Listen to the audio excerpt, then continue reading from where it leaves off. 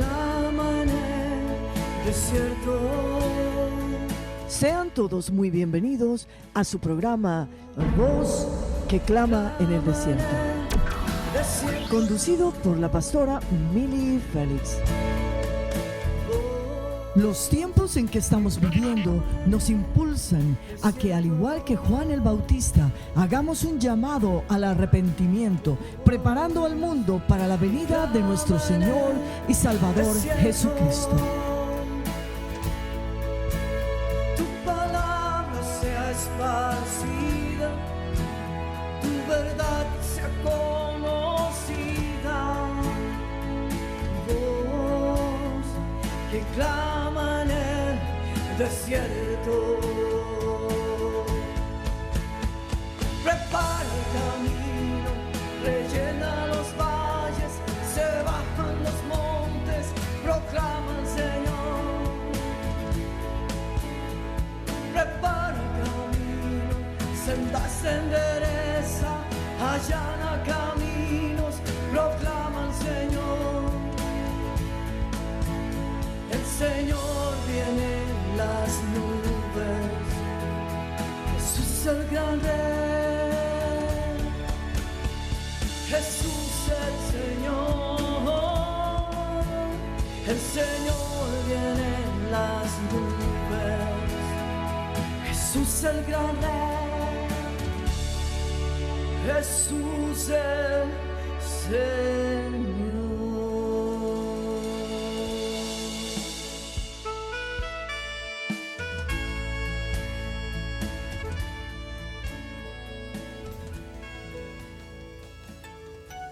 Leemos en el Evangelio de Mateo, capítulo 16, versículos 13 al 17. Viniendo Jesús a la región de Cesarea de Filipo, preguntó a sus discípulos diciendo: ¿Quién dicen los hombres que es el Hijo del Hombre?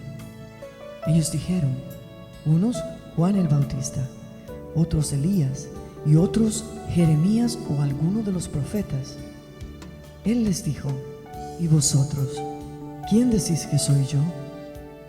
Respondiendo Simón Pedro dijo: Tú eres el Cristo, el Hijo del Dios viviente.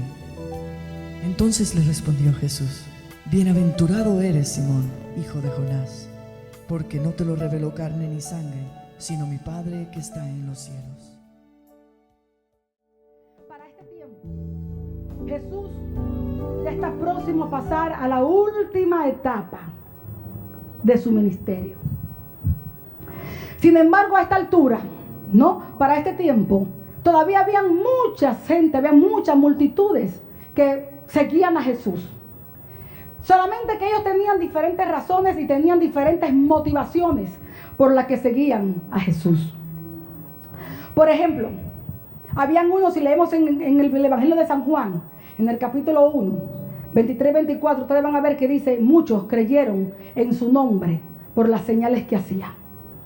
Si usted sigue más adelante en el capítulo 6, usted va a encontrar 23-24, creo que son, usted va a encontrar que dice: y muchas multitudes le seguían porque sanaba a los enfermos. Usted también va a encontrar más adelante usted va a encontrar que hasta trataron a él de proclamarlo rey por el poder que veían que él manifestaba. Otros le seguían por los panes y los peces, solamente para que le supliera sus necesidades físicas, sus necesidades materiales. Otros le seguían porque lo encontraban un hombre muy erudito, lo encontraban un hombre muy filósofo y se quedaban sorprendidos de su elocuencia al hablar y con la autoridad que hablaban, y decían: wow, nunca ha hablado hombre así. Así que como vemos, habían diferentes opiniones, habían diferentes motivaciones y razones por las cuales aquel pueblo, y fíjese muy bien que estamos hablando del pueblo de Israel, era el pueblo de Dios. Las motivaciones que tenían, ellos tenían los oráculos de Dios, ellos sabían de la venida de un Mesías. Sin embargo, las motivaciones, no había nada de malo en las señales, no había nada de malo en los milagros. El problema era que ellos no habían entendido todavía cuál era la verdadera misión del Mesías. Creían que solamente había venido para hacer señales y prodigios. Y cuando Jesús los hacía, sí, es bueno. Los apóstoles mismos oraban. Los apóstoles oraron a Dios para que les diera el nuevo de la palabra. Pero también les decía: Padre, extiende tu brazo para que se hagan sanidades, señales y prodigios, para que el nombre de tu santo Hijo Jesús sea glorificado. ¿Comprende? Sí, porque en las señales y prodigios y milagros se manifiesta el poder del reino de Dios. Pero esa no debía ser la motivación del pueblo de Dios. Las señales son para atraer al incrédulo.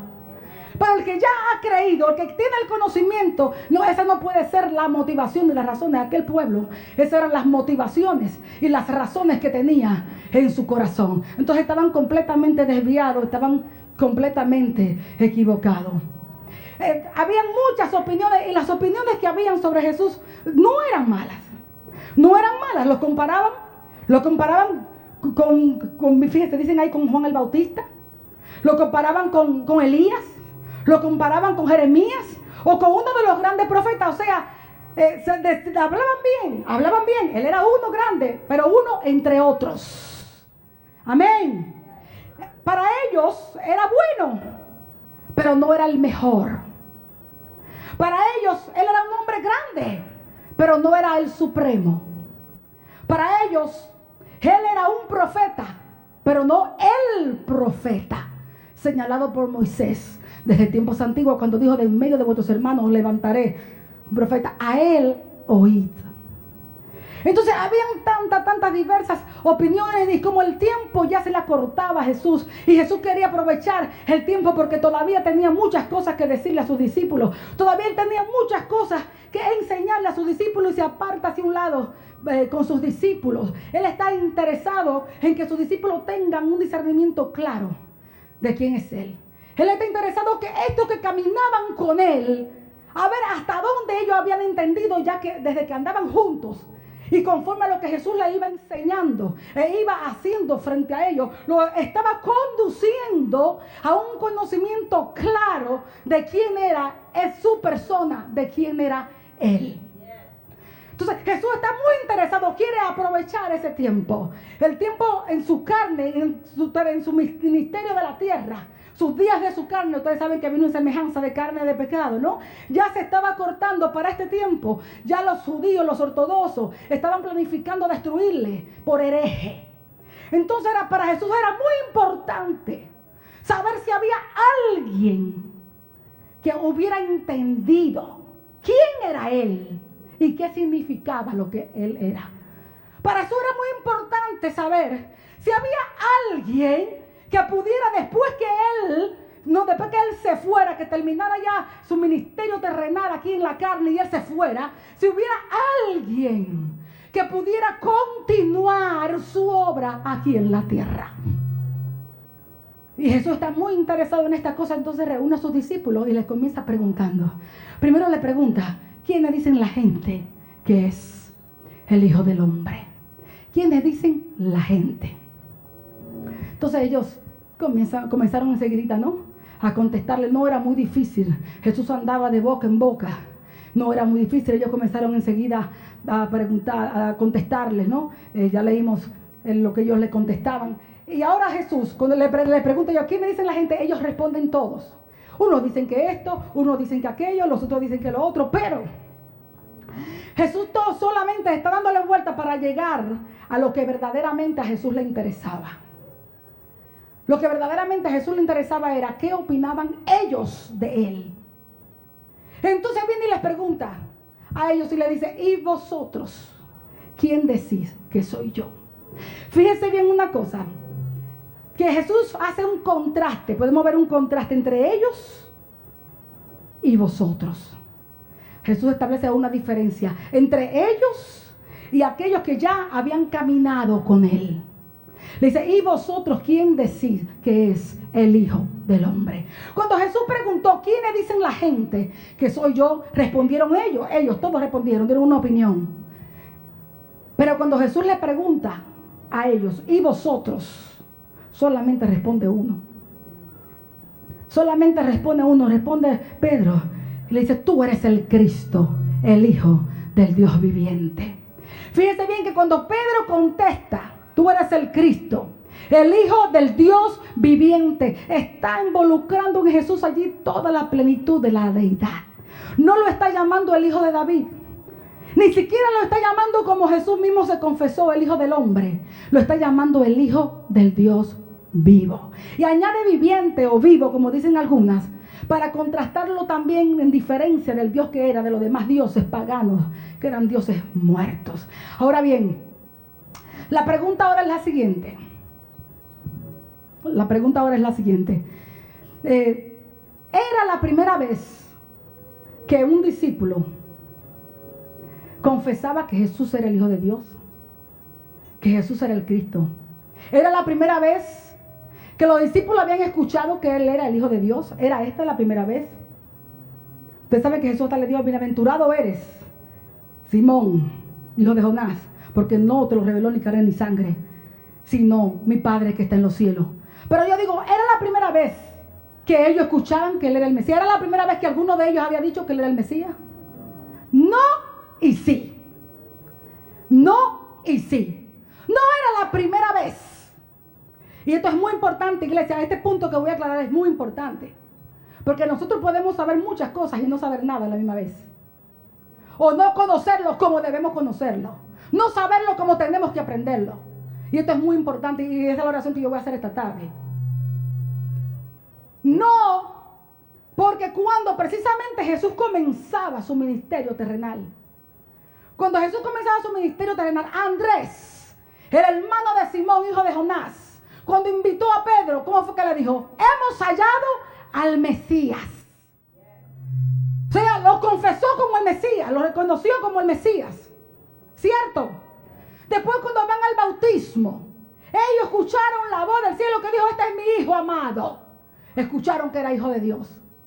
Y cuando más adelante sus discípulos ven a Jesús caminar sobre las aguas, ¿qué dijeron? Verdaderamente tú eres hijo de Dios. Entonces no era la primera vez que ellos oían decir que era el hijo de Dios. No era la primera vez que confesaban que Él era el Mesías, que el Mesías es Cristo, traducido Cristo.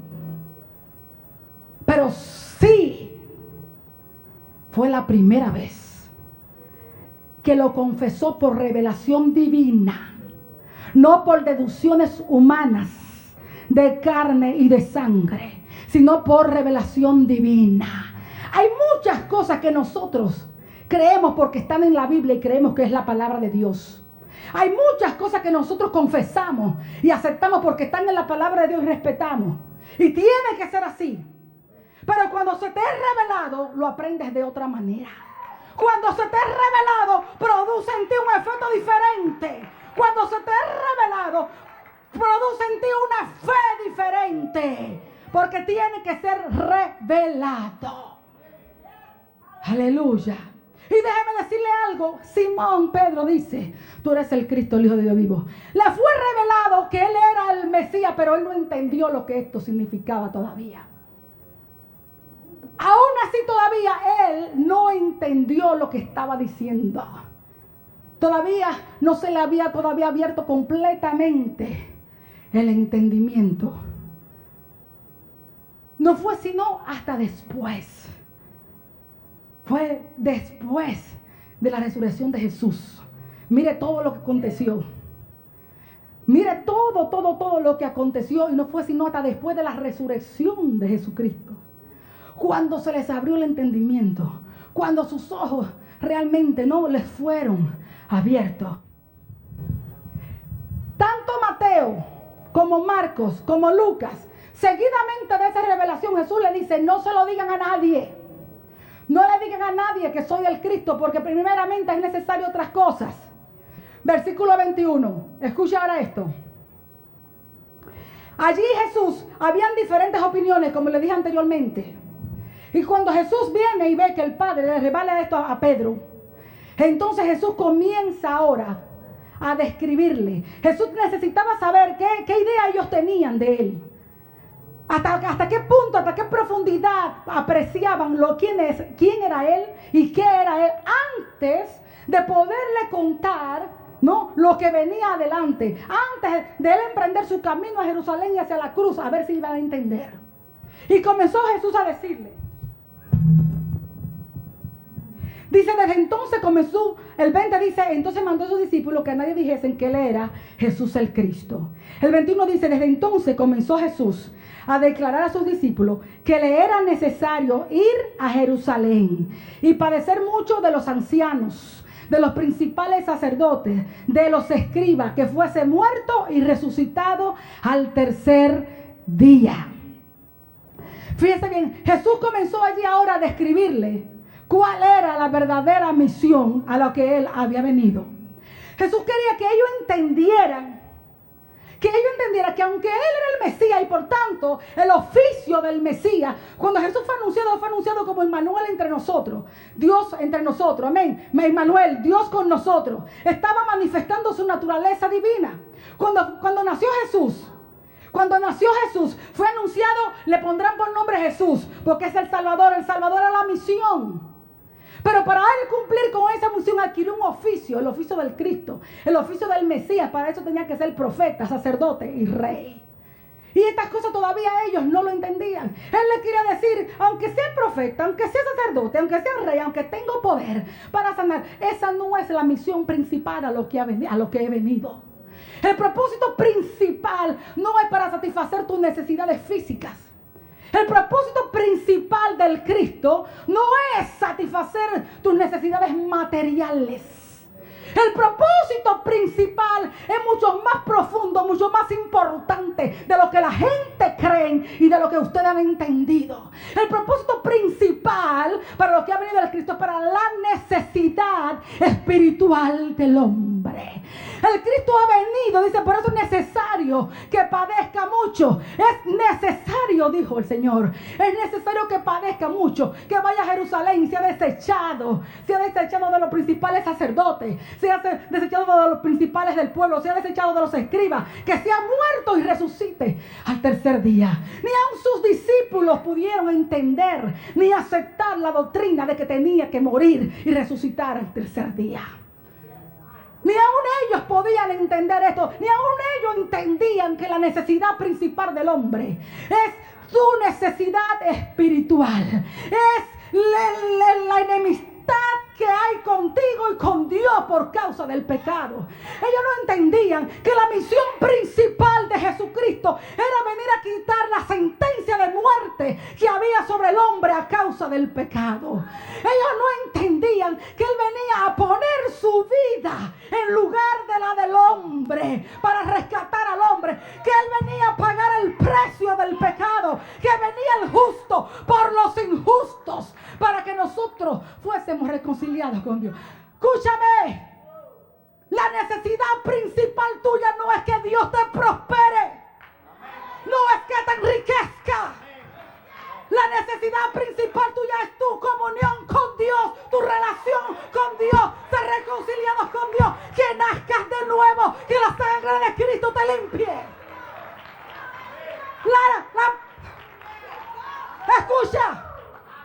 La necesidad principal no es que sane ni tu cáncer, ni que sane la lepra, ni que sane la enfermedad. Esa no es tu necesidad principal. Aunque lo haga. Tu necesidad principal es que estés reconciliado con Dios, para que no te vayas al infierno, para que el diablo no te lleve. Esa es la motivación principal para lo que vino Jesucristo. Él no vino para que nos entretengamos, no. Él vino para salvarnos, para rescatarnos, para libertarnos y establecer su reino. El Evangelio. ¡Aleluya! ¡Aleluya! ¡Aleluya! ¡Aleluya!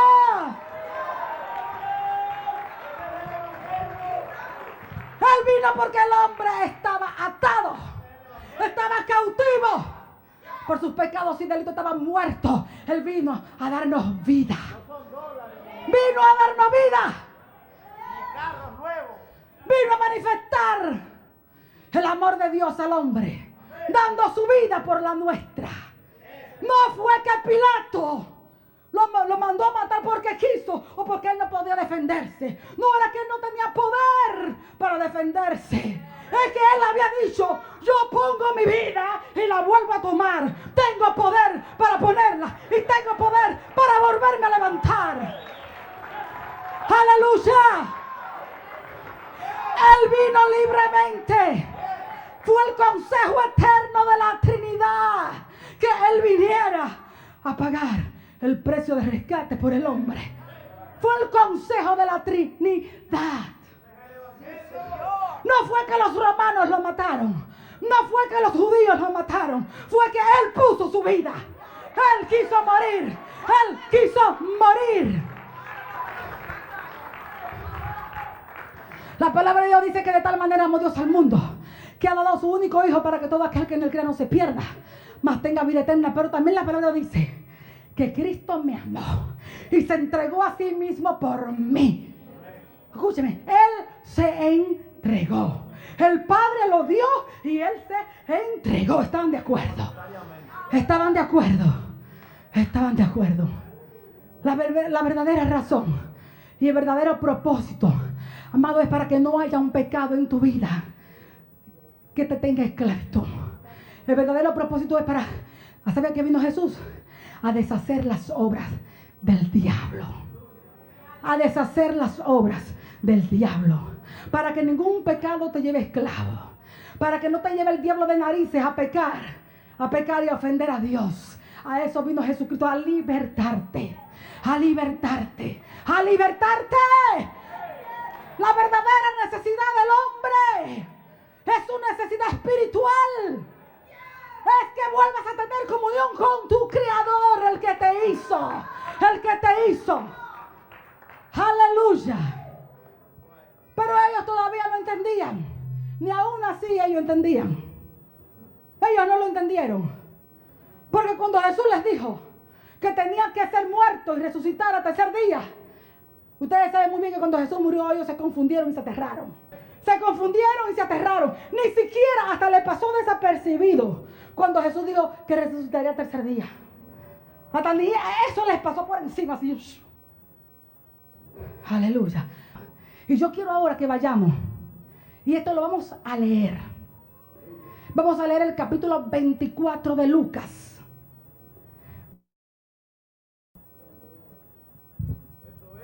Lucas 24. Vamos a leer el capítulo entero. Vamos a leer la Biblia. Aleluya. Que es muy cómodo que alguien venga aquí y le explique todo. No, vamos a leer ahora. Vamos a entender nosotros todos. Capítulo 24 de San Lucas, entero, desde el 1 hasta el final.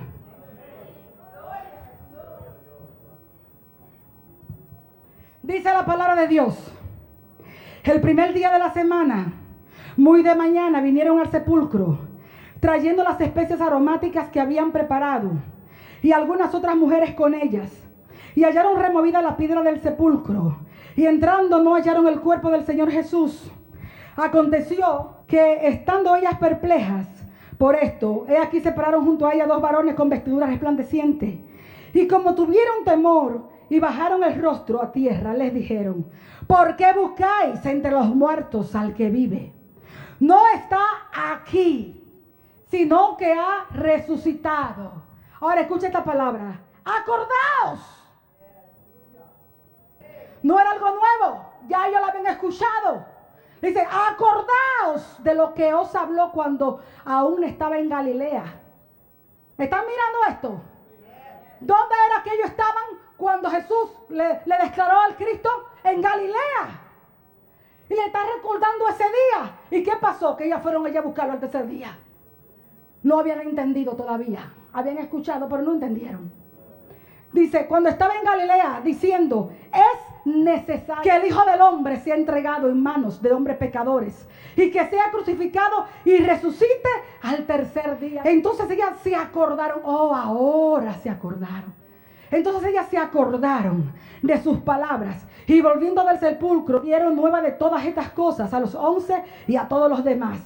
Eran María Magdalena y Juana y María, madre de Jacobo, y las demás con ella, quienes dijeron estas cosas a los apóstoles. Mas a ellos les parecía locura las palabras de ella y no las creían. Todavía no lo creían. Y el Señor se lo había dicho a ellos también. Ahora vienen ellas diciéndole lo que vieron, lo que oyeron, y todavía no lo creen. ¿Usted entiende? Y ellos lo sabían. Él se lo había dicho. ¿Cuántas veces leemos y cuando vemos a Dios haciendo las cosas no las creemos? ¿Usted entiende cuál es el corazón de nosotros tan duro para creer, tardos? Pero levantándose Pedro corrió al sepulcro y cuando miró adentro vio los lienzos solos y se fue a casa maravillándose de lo que le había sucedido. Y aquí 2 de ellos iban el mismo día a una aldea llamada Emaús, que estaba a 60 estadios de Jerusalén, e iban hablando entre sí de todas aquellas cosas que habían acontecido. Sucedió que mientras hablaban y discutían entre sí, Jesús mismo se acercó, ahora es Jesús mismo ahora, y caminaba con ellos, mas los ojos de ellos estaban velados, aleluya, para que no le conociesen, y les dijo: ¿qué pláticas son estas que tenéis entre vosotros mientras camináis? ¿Y por qué estáis tristes? Respondiendo uno de ellos, que se llamaba Cleofas, le dijo: ¿eres tú el único forastero? Hasta le llamó forastero. ¿Eres tú el único forastero en Jerusalén que no ha sabido las cosas que le han acontecido en estos días? Entonces él le dijo: ¿qué cosa? Y ellos le dijeron: de Jesús Nazareno, que fue varón profeta. Miren la opinión que tenía este hombre. Estos eran 2 discípulos, amados. Lo que él les había dicho. Y todavía ellos lo siguen creyendo un profeta. Aleluya. Dice: fue varón profeta, poderoso en obra, en palabra delante de Dios y de todo el pueblo. Y como le entregaron los principales sacerdotes y nuestros gobernadores a sentencia de muerte y le crucificaron. Pero nosotros esperábamos. Óigame lo que es el corazón del hombre, amado. Vámonos a identificar allí. Nosotros siempre estamos esperando otras cosas y no entendemos claramente qué es lo que Jesús vino. Queremos venir al Señor para que se nos quiten las aflicciones y no entendemos todavía cuál es el propósito de Dios verdaderamente en nuestras vidas. Escuche, pero nosotros esperábamos que Él era el que había de redimir a Israel. Y en la cruz lo redimió, y decían ellos que esperábamos que nos redimiera. Ellos estaban pensando que era del gobierno de los romanos. Lo más lejos que ellos estaban era de su condición espiritual. Qué lástima. Qué malo cuando el hombre no se da cuenta de su condición espiritual. Dice que él era el que había de redimir a Israel. Y ahora, además de todo esto, hoy es ya el 3er día que esto ha acontecido. Aunque también nos han asombrado unas mujeres de entre nosotros, las que antes del día fueron al sepulcro. Y como no hallaron su cuerpo, vinieron diciendo que también habían visto visión de ángeles, quienes dijeron que él vive. Oiga cómo es el comentario que ellos lo están haciendo, Se lo están diciendo y todavía ellos no lo están creyendo. Amados, somos duros. Somos duros. Y fueron algunos de los nuestros al sepulcro y hallaron así como las mujeres habían dicho, pero a él no le vieron. Todavía ellos tenían el testimonio de otros que también fueron y vieron que era verdad lo que las mujeres dice, pero no le vieron a él. Así que ellos tampoco lo creían. Entonces él les dijo: hoy sensatos y tardos de corazón para creer todo lo que los profetas han dicho. ¿No era necesario que el Cristo padeciera estas cosas y que entrara en su gloria? Y comenzando desde Moisés, siguiendo por todos los profetas, les declaraba en todas las escrituras lo que de él decían. Llegaron a la aldea a donde iban, y él hizo como que iba más lejos. Mas ellos le obligaron a quedarse diciendo: quédate con nosotros porque se hace tarde. Y el día ya ha declinado. Entró pues a quedarse con ellos. Y aconteció que estando sentado con ellos a la mesa, tomó el pan y lo bendijo, lo partió y les dio. Entonces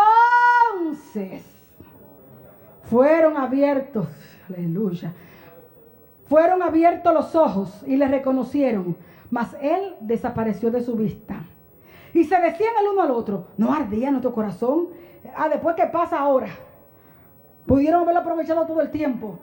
Pero pues por ser tardo, ya para el final nada más. Oye, pero es verdad, nuestro corazón ardía mientras él, pero no lo pudieron discernir su presencia cuando estaba. Aleluya. No pudieron discernir su presencia. Le ardía el corazón y ni aún así. ¿No ardía nuestro corazón en nosotros mientras nos hablaba en el camino? Y cuando nos abría las escrituras. Y levantándose en la misma hora volvieron a Jerusalén y hallaron a los 11 reunidos y a los que estaban con ellos, que decían: ha resucitado el Señor verdaderamente y ha aparecido a Simón. Entonces ellos contaban las cosas que les habían acontecido en el camino y cómo le habían reconocido al partir el pan. Vamos a ver ahora a todos los discípulos juntos. Mientras ellos aún hablaban de estas cosas, Jesús se puso en medio de ellos. O sea que las puertas estaban cerradas, pero Jesús traspasó las puertas, traspasó las paredes. Amén. Estemos atentos porque siempre hemos hablado de nuestro cuerpo glorificado y nunca lo hemos tenido como un club muy claro, pero aquí yo encontré un club. Aquí yo encontré una pista de la identidad de ese cuerpo que vamos a tener. Vamos a ver. Dice: entonces espantados y atemorizados, pensaban que veían espíritu. Ellos creían que era un fantasma. Pero él les dijo: ¿por qué estáis turbados y vienen a vuestro corazón estos pensamientos? Mirad mis manos y mis pies, que yo mismo soy. Palpad y ved, porque un espíritu no tiene carne ni hueso, como veis que yo tengo. Fíjense bien una cosa, que aquí tuve una observación, amado. Él traspasó las paredes, él traspasó las puertas. Ellos creían que era un fantasma, porque ¿quién puede traspasar una puerta? Sin embargo, él conoce el corazón del hombre. Él sabe lo que el hombre piensa en su corazón antes de que suba a su mente. Ya el Señor sabe lo que se está acumulando en el corazón. Y le dice: ¿por qué tienen estas cosas en su corazón? Entonces él le dice: no, pálpenme, tóquenme. No soy un espíritu. Miren, tengo carne y hueso. O sea que el cuerpo glorificado del Señor es de carne y hueso. Fíjese bien que no dice carne y sangre, porque carne y sangre no verán a Dios. Él ha dicho carne y hueso, porque la vida que está en la sangre es del cuerpo animal corruptible, pero tiene carne y tiene huesos. Y yo me quedé pensando: ¿pero qué clase de huesos serán ahora? Unos huesos que traspasan las paredes. ¡Aleluya! ¡Oh, gloria a Dios! Vamos a hacer de carne y de hueso, pero unos huesos diferentes. No unos huesos duros. Trata de tirarse por ahí que se van a romper los huesos en la pared. Pero le cogí el club a hacer de carne y de hueso, pero unos huesos glorificados. ¡Aleluya! ¡Oh, gloria a Dios! ¡Gloria a Dios! Diga: voy a tener unos huesos glorificados. Vamos a hacer de carne y hueso. No sangre, no sangre. No, la vida está en la sangre, pero es la vida del cuerpo animal corruptible. Carne y sangre no verán a Dios. Van a ver a Dios carne y hueso. Carne y hueso, diga carne y hueso. Estos huesos van a traspasar las paredes. Aleluya. Esos huesos se van a poder desvanecer, aparecer y desaparecer. Aleluya. Cuando él iba camino de Maús, él no se le desapareció a ellos. Se le desapareció, los huesos se desaparecieron, carne y hueso. Amén. Continuamos. Y diciendo esto, le mostró las manos y los pies. Y como todavía ellos, de gozo, todavía no lo creen. Encontraban que era demasiado bueno para creerlo. El gozo que tenían esa gente con Jesús ahí. Aleluya. Y como todavía ellos, de gozo, no lo creían y estaban maravillados, les dijo: ¿tenéis aquí algo de comer? Entonces le dieron parte de un pez asado, y vamos a comer también, y panal de miel, y él lo tomó y comió delante de ellos. Y les dijo: estas son las palabras que os hablé. También tiene que recordarle que se los había dicho hasta ahora, fíjese, estando aún con vosotros, que era necesario, diga necesario. ¿Cuántos recuerdan el mensaje? Es necesario que el Hijo del Hombre sea levantado. ¿Recuerdan? ¿Por qué? Porque era necesario. Dice: era necesario que se cumpliese todo lo que está escrito de mí en la ley de Moisés, en los profetas y en los salmos. Entonces les abrió el entendimiento. ¿Quién es el que abre el entendimiento al hombre? Aleluya. Por eso Pedro, aunque Pedro recibió aquella revelación, no podía jactarse ni gloriarse, porque fue simplemente la gracia de Dios en acción. Él fue bienaventurado por esa bendita gracia de Dios, que le plació revelarle aquello. Amén, amén. Entonces eso es lo que tenemos que clamar, que Dios nos abra el entendimiento para que comprendamos su palabra como tenemos que entenderla. Amén. No con nuestro intelecto, no con nuestras opiniones, no con nuestros pareceres, sino que Él nos abra el entendimiento. Fíjese. Entonces le dice: entonces les abrió el entendimiento para que comprendiesen las escrituras. Y les dijo: así está escrito y así fue necesario. ¿Cuántas veces necesario? Que el Cristo padeciese y resucitase de los muertos al tercer día, y que se predicase en su nombre el arrepentimiento y el perdón de pecado. ¿Cuál es el mensaje? Arrepentimiento. Yo vuelvo a leer otra vez. Escúcheme lo que era necesario para poder predicar esto. Yo se lo vuelvo a repetir otra vez.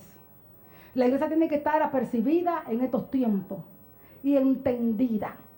Y yo voy a orar para que el Señor nos dé entendimiento. Yo le voy a repetir, esto es muy importante para este tiempo.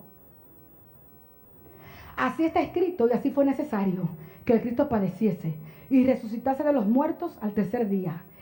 Y que se predicase en su nombre el arrepentimiento y el perdón de pecados en todas las naciones.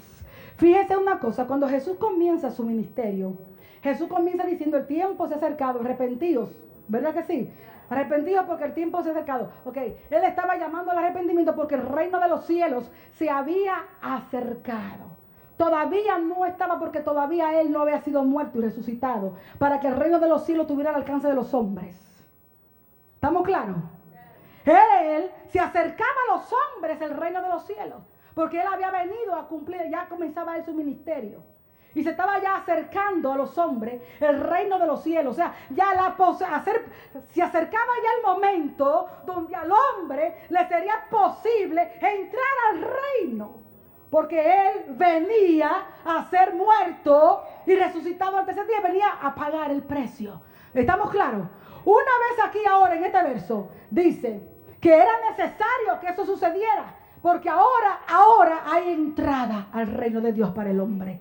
Ahora podemos predicar que hay perdón de pecados, porque el precio fue pagado. ¿Estamos entendiendo? Entonces, los dos mensajes primordiales del reino de Dios es el arrepentimiento, porque es la llave que abre la puerta al reino para que tú entres, porque al arrepentirte hay perdón de pecado por el sacrificio de Cristo. Amén. Entonces, el mensaje de la iglesia a las naciones es el arrepentimiento. Los hombres tienen que estar llamados al arrepentimiento. Y la buena noticia es que hay perdón de pecado porque Cristo pagó el precio. Ese es el evangelio de Jesucristo. Esta es la buena noticia de Jesucristo. Aleluya.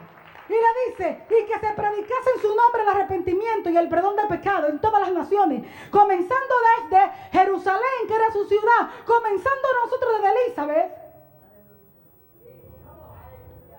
Aleluya. Y vosotros, le dice, sois testigos de estas cosas. ¿Cuántos son testigos del poder de Dios? ¿Cuántos somos testigos? Aleluya. Y le dice, he aquí yo enviaré la promesa de mi Padre sobre vosotros, pero quedaos vosotros en la ciudad de Jerusalén hasta que seáis investidos de poder de lo alto. Entonces viene el poder para testificar. Ahora bien, hemos visto qué pasaba con el pueblo de Dios, ¿no? Cuando estaban esperando al Mesías y las diferentes opiniones que tenían. ¡Wow! Y hemos visto qué despistados estaban. Y aún los mismos discípulos, habiéndole hablado, habiéndole explicado, seguían despistados todavía. Pero ¿qué está pasando con la iglesia hoy? Con la iglesia del Señor, ¿qué está pasando? La iglesia del Señor está cayendo en la misma condición del pueblo de Dios cuando esperaban el Mesías.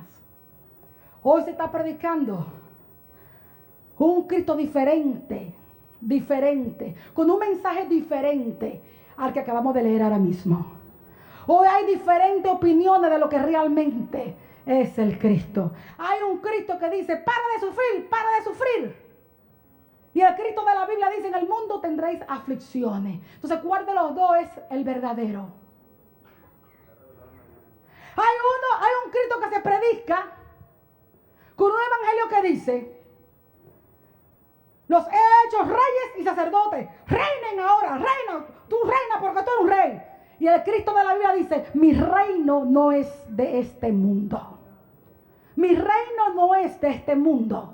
Y el cristiano quiere reinar ahora y en este mundo. Entonces, ¿cuál de los dos Cristos será el verdadero?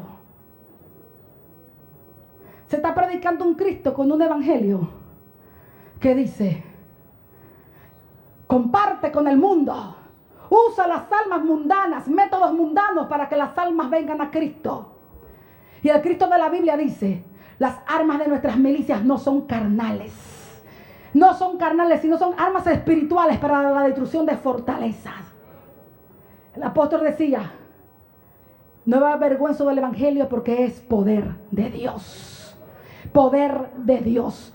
Lo que el evangelio no puede hacer en el hombre, no lo puede hacer ningún método del mundo. Ningún esfuerzo carnal va a dar jamás un resultado espiritual.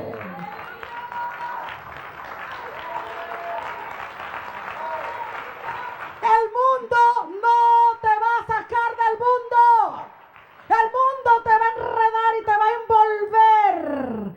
No podemos usar cantantes mundanos ni que para atraer las almas. Eso es mentira, eso es apostasía. Nuestras almas de nuestra milicia no son carnales, sino poderosas en Dios para la destrucción de fortaleza.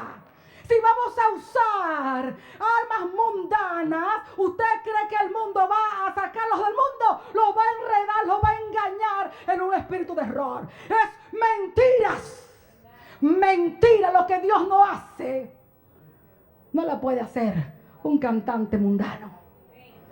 No hemos sido llamados a ser entretenidos. Hemos sido llamados a hacer un trabajo, el trabajo del Señor.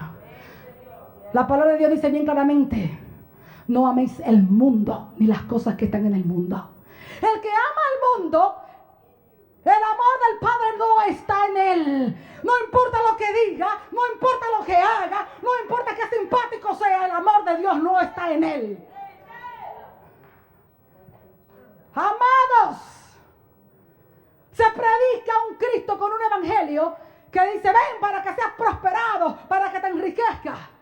Y el Cristo de la Biblia dice: la raíz de todo mal es el amor al dinero. Más fácil entra un camello por el hoyo de una aguja que un rico al reino de los cielos. Aunque Dios puede enriquecer al que quiera, pero ese no es el evangelio. Si te bendice con riqueza, gloria a Dios, pero si no, ya tú estás bendecido. Te libró del diablo, te libró del infierno, te rescató de las tinieblas. ¿Qué más quieres?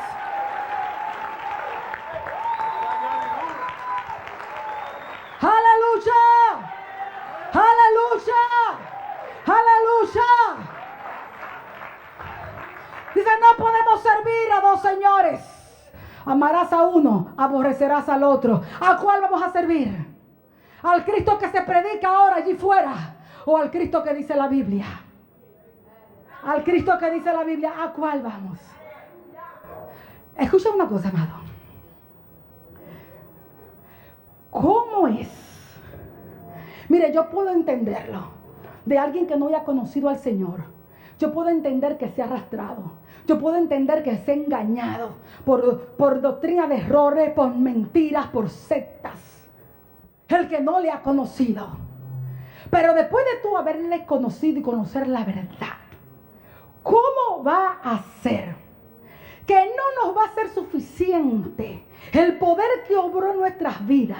Nosotros no lo vamos a reconocer y a bastar que puede hacer lo mismo en otros. Cuando el amor de Dios te fue revelado, cuando sentiste el perdón de Dios y fuiste atraído a Él, el amor de Dios fue lo que te quebrantó.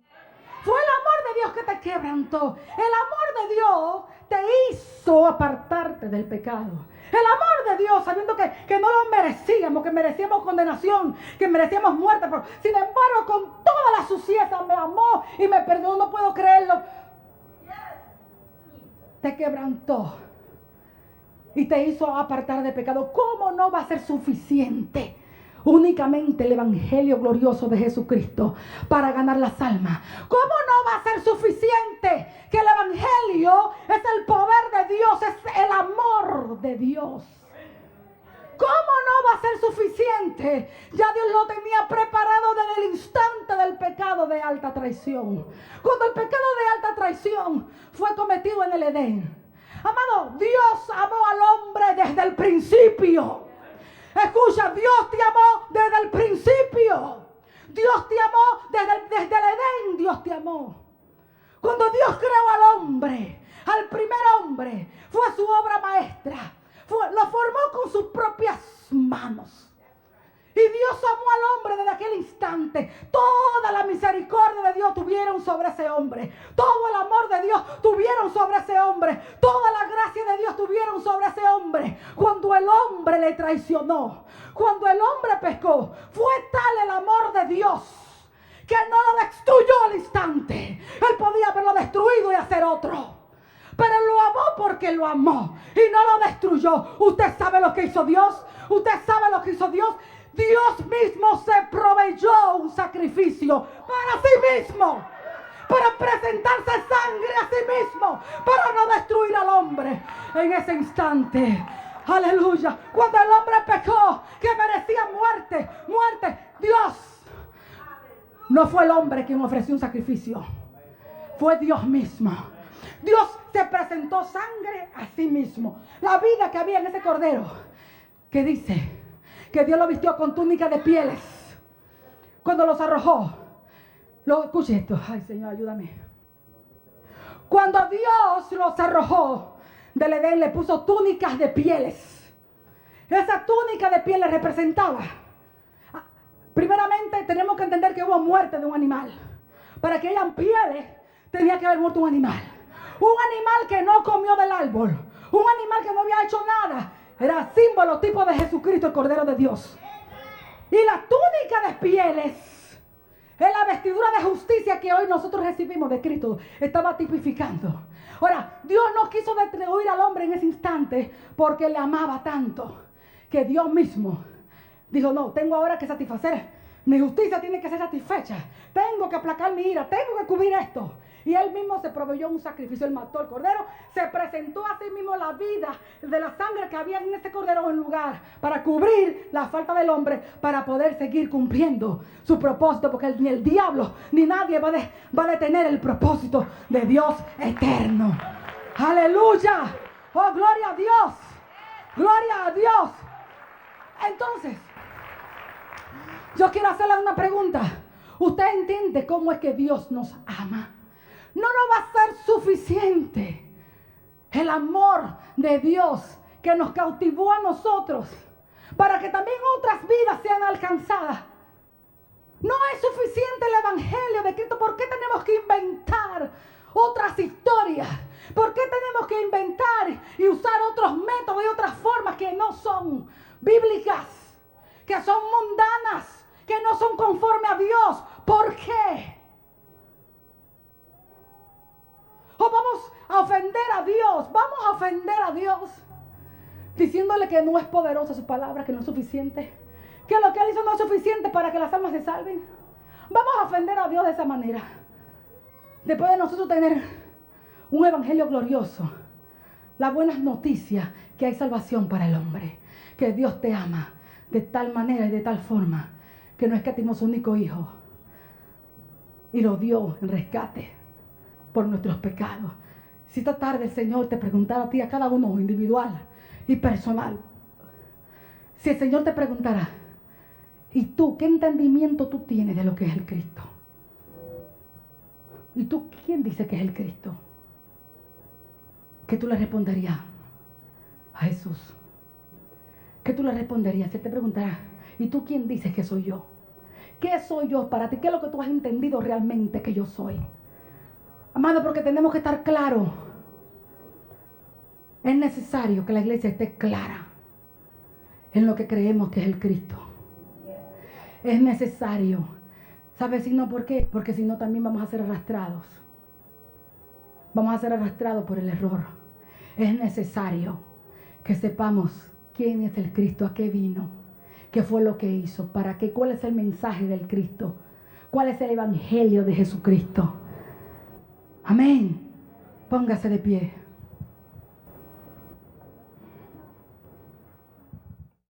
Si has entendido el mensaje en esta tarde, si has entendido que hay uno que es hijo de Dios, que se llama Jesús el Señor, y que murió por ti en la cruz del Calvario.